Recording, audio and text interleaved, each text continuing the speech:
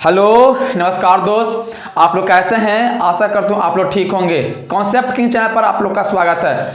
आज हम फिजिक्स से 6 नंबर वाला क्वेश्चन लेकर आए हैं। 6 नंबर के जब भी पूछेगा तो 6 नंबर में पूछेगा, 5 नंबर में नहीं। फिजिक्स का जो क्वेश्चन होता है वह 6 नंबर में पूछेगा। तो क्या क्वेश्चन है? अवतल दर्पण में सिद्ध करे कि एक बराबर आर अपॉन 2। अवतल दर्पण में सिद्ध करे कि एक बराबर आर अपॉन 2। ये सिद्ध करना, ये क्वेश्चन रहेगा 6 नंबर का। तो सबसे पहले अवतल दर्पण आना चाहिए बनाने, है ना। तो सबसे पहले हम बनाते हैं अवतल दर्पण फटाफट। तो ये हो गया अवतल दर्पण। क्या हो गया? ये हो गया अवतल दर्पण। इसको यहाँ बाहर से रंग देते हैं। ये हो गया अवतल दर्पण। स्टेप बाय स्टेप आप लोग भी बनाए। ये हो गया अवतल दर्पण, हो गया ना। ये हो गया अवतल दर्पण, ये हो गया अवतल दर्पण। ये हो गया प्रधान अक्ष, या इसी को बोलते हैं मुख्य अक्ष, यानी PFC। क्या बोलेंगे? PFC। अरे PFC यानी को ध्रुव, फोकस, वक्ता, त्रिज्या, है ना। PFC यानी वक्ता केंद्र इसको बोल सकते हैं, इसको वक्ता केंद्र बोलते हैं। अब क्या करेंगे? किरण को मुख्य अक्ष के समानांतर चलाएंगे। मुख्य अक्ष के समानांतर चलाएंगे तो सीधे चलाएंगे, F से जाएंगे, F से चलाएंगे, उसी से लौट जाएंगे।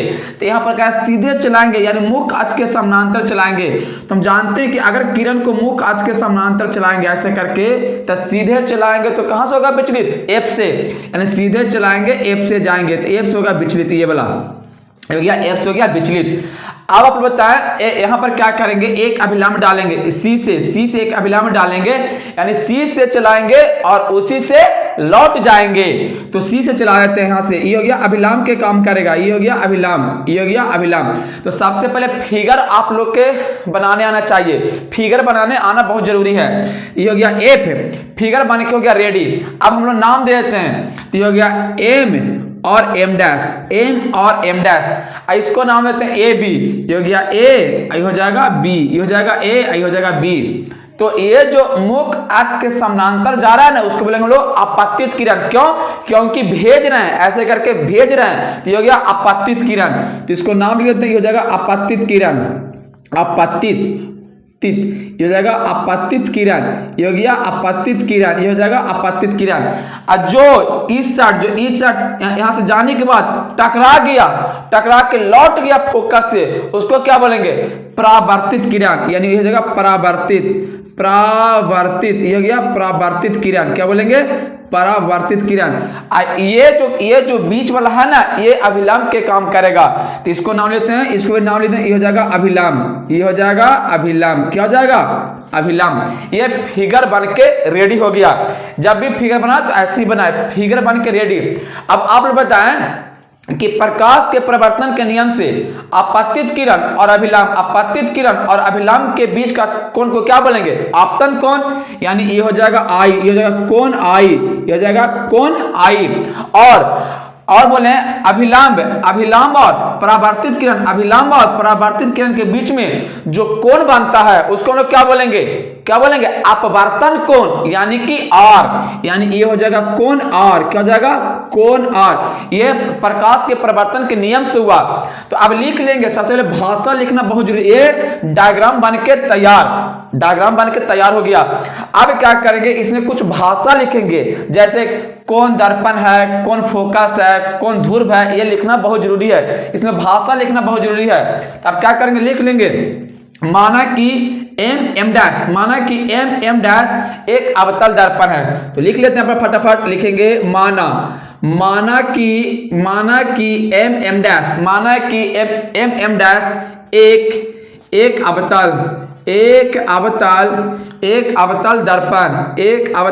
एक अवतल दर्पण है। माना कि M डैश क्या है? एक अवतल दर्पण है, जिसका ध्रुव लिखेंगे, जिसका ध्रुव P तथा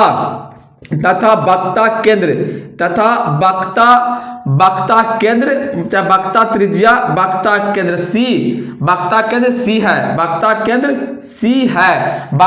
C है। और लिखेंगे कि मुख्य अक्ष के समानांतर, यहाँ पे लिखेंगे मुख्य अक्ष के समानांतर ना, तो यहाँ पर लिख लेंगे मुख्य मुख्य अक्ष या प्रधान अक्ष एक ही नाम होता है। मुख्य अक्ष के समानांतर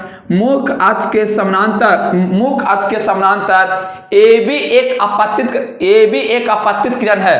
अरे मुख्य अक्ष के समानांतर है ना, ये मुख्य अक्ष है तो मुख्य अक्ष के समानांतर है, तो लिखेंगे मुख्य अक्ष के समानांतर ए बी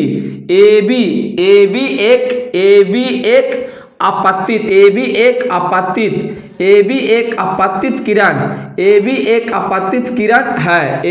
अपतित किरण है जो परावर्तन के बाद, परावर्तन होगा, बिल्कुल परावर्तन होगा, जो परावर्तन के बाद फोकस से विचलित होती है। जो परावर्तन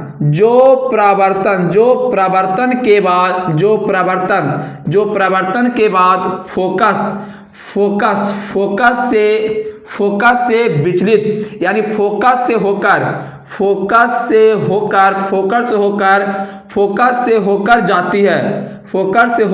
जाती है, जैसा कि चित्र में दिखाया गया है। जैसा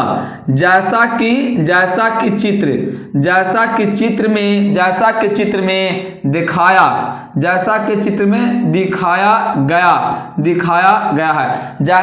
में दिखाया गया है। ये भाषा लिखना बहुत जरूरी है। जब तक आप लोग भाषा नहीं लिखेंगे 5 नंबर नहीं मिलेगा, है ना। भाषा लिखना जैसे सिंपल तो है या टफ तो है नहीं, कहाँ टफ है। अरे लिखेंगे एम डैश एक उत्तल दर्पण है जिसका ध्रुव P तथा वक्ता केंद्र C है। वक्ता केंद्र C है ना, कि P है, C है, वक्ता केंद्र C है।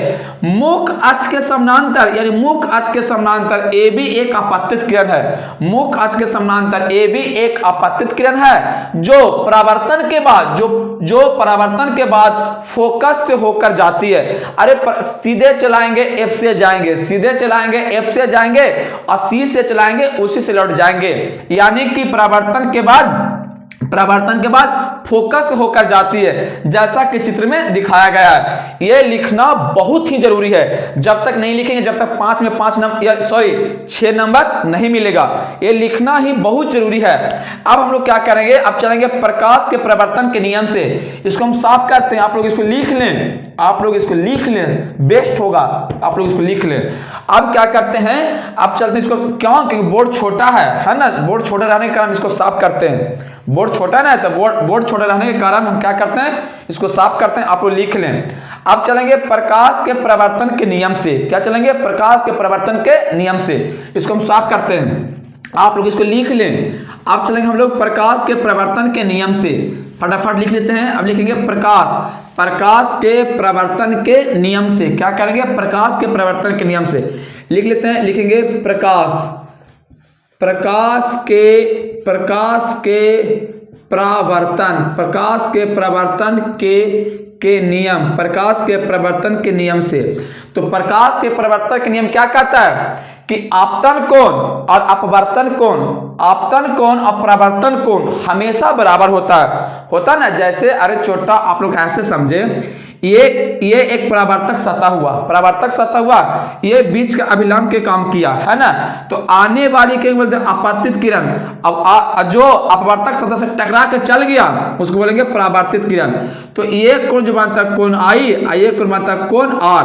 तो आपतन कोण परावर्तन कोण बराबर होता है प्रकाश के प्रवर्तन के नियम से। तो यहाँ पर लिख लेंगे, सिंपल तो है। यहाँ पर लिख लेंगे हम लोग कि प्रकाश के प्रवर्तन के नियम से क्या लिखेंगे, कोण I बराबर कोण R लिख लेंगे। अब आप लोग एक चीज देखें कि ये कोण I है, ये जब कोण I है तो ये भी कोण I हो जाएगा। क्या हो जाएगा मालूम है, अरे ये कोण, जैसे आप लोग ऐसे समझे, ये दो समानांतर रेखा है, ऐसे है ना, एक ही रेखा और एक ही रेखा, इसको ऐसे काट रहा है, ये वाला काट रहा है। तो ये कोण जब I है तो ये कोण कितना होगा, I होगा। ये कोण I है तो ये कोण भी I हो जाएगा। किस नियम से, तो एकांतर अंतः कोण के नियम से। अगर ई कोण I है तो ई भी कोण I होगा। अगर ये 5 है तो ये भी साला 5 होगा। अगर ये 10 है तो ये भी साला 10 होगा, यानी एकांतर कोण के नियम से। तो देख लेंगे, ये कोण I है तो ये भी कोण I हो जाएगा, यानी ये कोण I तो ये भी कोण I हो जाएगा, होगा ना। तो लिख लेंगे फटाफट। यहाँ पर हम लिखेंगे कि कोण कोण यानी कैसे लिख लेंगे, कोण के नाम देते हैं ए बी सी आई। जो भी यहाँ कोण किसके सामने बना है, आई के सामने, यहाँ कोण क्या है, सी है, इसको लिखेंगे बीच में, इसको भी लिखेंगे बीच में। तो लिखेंगे ए बी सी यानी ये कोण, एक लिखेंगे बी सी एफ आपस में बराबर है। तो लिख लेंगे कोण ए बी सी बराबर कोण बी सी एफ किससे बराबर है, किससे बराबर है, एकांतर कोण से। तो आप लिख लेंगे एकांतर कोण, यहाँ पर लिख लेंगे एकांतर कोण से बराबर है, एकांतर कोण से बराबर है।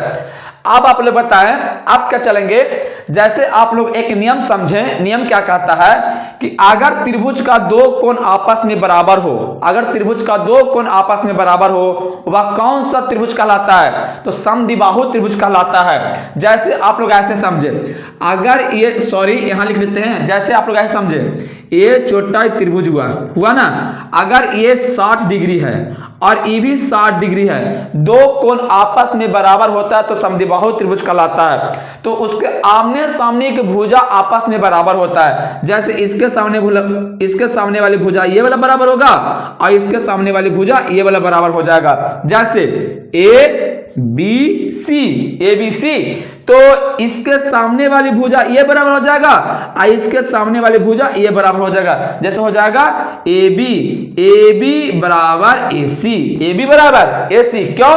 क्योंकि अगर त्रिभुज का दो कोण आपस में बराबर है तो उनकी आमने सामने वाली भुजा आपस में बराबर होता है। और कौन सा त्रिभुज कहलाता है, तो समद्विबाहु त्रिभुज कहलाता है। बट अगर तीन कोण बराबर हो, तो समबाहु त्रिभुज कहलाता है। तो इसके आमने सामने की भुजा ये वाला और ये वाला आपस में बराबर हुआ। तो आप लोग देखें, इसके सामने वाली भुजा कौन होगा, ये वाला होगा, ये वाला बराबर हो जाएगा और इसके सामने वाली भुजा ये वाला आपस में बराबर हो जाएगा। यानी इसके सामने भुजा ये बराबर हो जाएगा और इसके सामने वाला भुजा ये आपस में बराबर हो जाएगा। किस नियम से, समद्विबाहु त्रिभुज के नियम से। तब लिख लेंगे फटाफट। अब क्या करेंगे, लिख लेंगे, इसी चीज को समझाना था। तो लिख लेंगे हम लोग, लिखेंगे यानी समबाहु त्रिभुज, समद्विबाहु क्या लिखेंगे, समद्विबाहु त्रिभुज क्या लिखेंगे, बी सी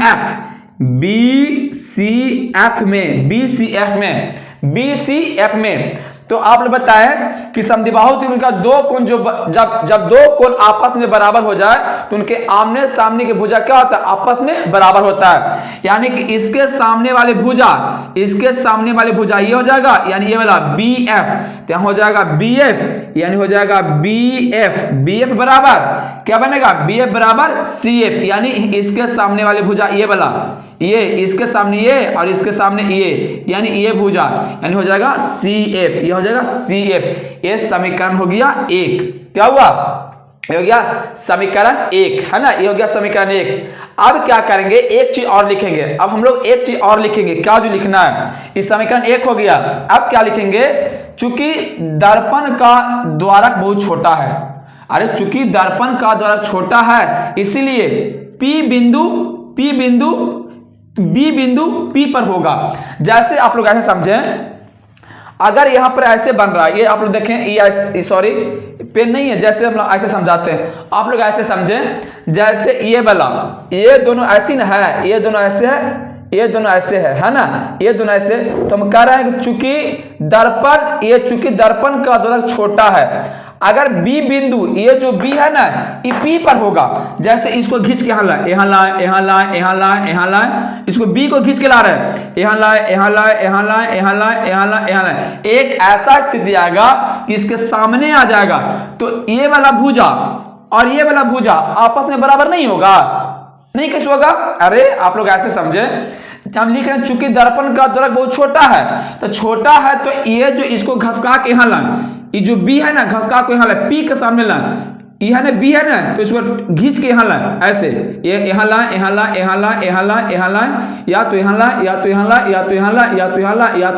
यहाँ लाए। एक स्थिति ऐसा लग यहाँ लिया जस्ट सामने, तो ये वाला भुजा और ये वाला भुजा आपस में नहीं बराबर होगा, बिल्कुल बराबर होगा। जब लिख लेंगे यहाँ पर लिखेंगे चूंकि, चूंकि दर्पण का द्वारक बहुत छोटा है, चूंकि दर्पण लिख लेंगे, चूंकि दर्पण, दर्पण का द्वारक, चूंकि दर्पण का द्वारक, चूंकि दर्पण का द्वारक बहुत छोटा, बहुत छोटा है, इसीलिए बी बिंदु,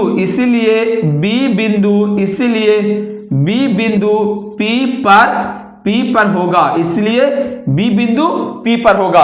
यानी ये जो है ना ये P पर होगा, यानी P है ये P पर होगा। अब क्या होगा, इसीलिए क्या हो जाएगा, BF बराबर PF, इसलिए हो जाएगा BF बराबर PF। ये समीकरण हो जाएगा BF बराबर PF, ये समीकरण हो जाएगा 2, समीकरण 2। अब आप लोग ऐसे समझें, समीकरण 1 और समीकरण 2, इसका लेफ्ट हैंड साइड, इसका भी लेफ्ट हैंड साइड आपस में बराबर है, नहीं है? अरे आप लोग देखें, BF इधर भी है और BF इधर भी है, इसका लेफ्ट हैंड साइड, इसका भी लेफ्ट हैंड साइड आपस में बराबर है, तो राइट हैंड साइड और राइट हैंड साइड आपस में क्या हो जाएगा, बराबर हो जाएगा। तो जब लेफ्ट हैंड साइड बराबर तो राइट हैंड साइड ऑटोमेटिक बराबर हो जाता है, तब ये आपस में कट जाएगा, ये वाला। तो लिखेंगे समीकरण 1 और 2 से, यहाँ पर लिख लेंगे समीकरण, यहाँ लिखेंगे समीकरण 1 और 2 से, समीकरण 1 और 2 से। तो जब ये दोनों आपस में बराबर होगा तो ये दोनों भी आपस में बराबर होगा, हुआ कि नहीं? तो लिखेंगे CF बराबर PF। अब चलते हैं आगे, अब बन गया, अब ज्यादा नहीं है, ये बन गया। आप लोग इसको याद रखें, यानी समीकरण 1 और 2 से CF बराबर PF। अब चलते हम लोग आगे लिख लेते हैं। अब क्या करेंगे, यहाँ बनाते हैं, यहाँ बनाए नहीं, इसको हम साफे कर देते हैं, इसको आप लोग याद रखें, यानी CF बराबर PF है। यहाँ पर हम लिख लेते हैं इसको CF बराबर PF, आप लोग इसको याद रखें, CF बराबर PF है। अब इसको हम साफ कर लेते हैं बढ़िया से, इसको हम साफ कर लेते हैं, उसके बाद हम लिखना स्टार्ट करेंगे, है ना? उसके बाद हम लिखना स्टार्ट करेंगे, इसको हम साफ कर लेते हैं फटाफट। अब क्या करेंगे, इसको हम लिखना स्टार्ट करेंगे। अब हम लोग क्या करेंगे, अब लेंगे चिन्ह परिपाटी से। आप लोग जानते हैं कि चिन्ह परिपाटी से सभी दूरी कहाँ से मापते हैं, ध्रुव से नापते हैं, पोल से नापते हैं। तो आप लिख लेंगे चिन्ह परिपाटी से, क्या लिखेंगे, चिन्ह परिपाटी से। तो सभी दूरी कहाँ से मापते हैं, P से मापते हैं, तो लिखेंगे PC, इसलिए PC बराबर। अब आप लोग ऐसे बताएं, जैसे अगर हम लिखते हैं, यहाँ लिखा है C, यहाँ लिखा है 1, यहाँ लिखा है P, हमको PC निकालना है, ये पूरा डिस्टेंस निकालना है। अगर ये 5 है, ये भी 5 है, तो टोटल मिला के कितना होगा, 5 या 5 ये 10 में होगा ना। तो ऐसे हमको ये निकालना है, PC निकालना है, तो PC निकालना है तो CF और PF को जोड़ देंगे तो PC नहीं निकलेगा, निकल जाएगा। अरे आप लोग ऐसे समझे, जैसे यहाँ हो गया C, यहाँ हो गया F, यहाँ P है। मान के चलिए हमको ये निकालना, पूरा डिस्टेंस निकालना है कि पूरा डिस्टेंस कितना आएगा। तो मान के चलिए ई दे ले 7, ई दे ले 8, पूरा निकालना है। तो पूरा निकालने के लिए क्या करेंगे, यहाँ लिखेंगे PC बराबर क्या हो जाएगा, PC बराबर क्या हो जाएगा, CF, यानी CF प्लस PF, यानी जोड़ देंगे तो इसको 7 प्लस 8 को जोड़ देंगे, 8 7 कितना आएगा, 15 आएगा। सिंपल बात है। तो ऐसे ही हम क्या करेंगे, यहाँ PC निकालने के लिए क्या करेंगे, यहाँ पर PC निकालने के लिए क्या करेंगे, यहाँ पर हम लोग कर देंगे PC निकालने के लिए हम सिंपल क्या करेंगे, यहाँ पर लिख लेंगे CF बराबर PF। अब आप बताएं, CF प्लस PF। जहां पर CF है, जहां पर आप लोग देखें CF और PF आपस में बराबर है, आपस में क्या है, समीकरण 1 और 2 से निकाले थे। तो CF और PF आपस में बराबर है, तो जहां CF है ना वहां पर PF रख देंगे। तो लिखेंगे PC बराबर हो जाएगा PF प्लस PS। यहाँ पर लिख दें कि CF बराबर PF। अब क्या करेंगे, PC बराबर हो जाएगा PF और PF 2PF, तो लिखेंगे 2PF। अब आप बताएं PC, P और C, PC क्या है, पी से क्या, वक्रता त्रिज्या। अरे पी से सी के दूरी, पी से सी की दूरी क्या कहलाता है, वक्रता त्रिज्या यानी आर। क्या लिखेंगे, आर बराबर 2। अब पी एफ क्या, पी और एफ क्या, फोकस दूरी। अरे ये फोकस दूरी ना है, ये क्या फोकस दूरी है, तो पी और एफ क्या, फोकस दूरी। क्या लिख लेंगे हम लोग, एफ यानी एफ हो गया। अब पूछ रहा था कि एफ बराबर, तो साटा जो क्या होगा, बाटा हो जाएगा, तो एफ बराबर क्या जाएगा, r/2। ये आप लोग का सिद्ध हो गया। ये क्वेश्चन था 6 नंबर का, ये फिजिक्स का 6 नंबर का क्वेश्चन था। अगर यह वीडियो समझ में आया होगा तो चैनल को सब्सक्राइब और लाइक और कमेंट जरूर करें। धन्यवाद।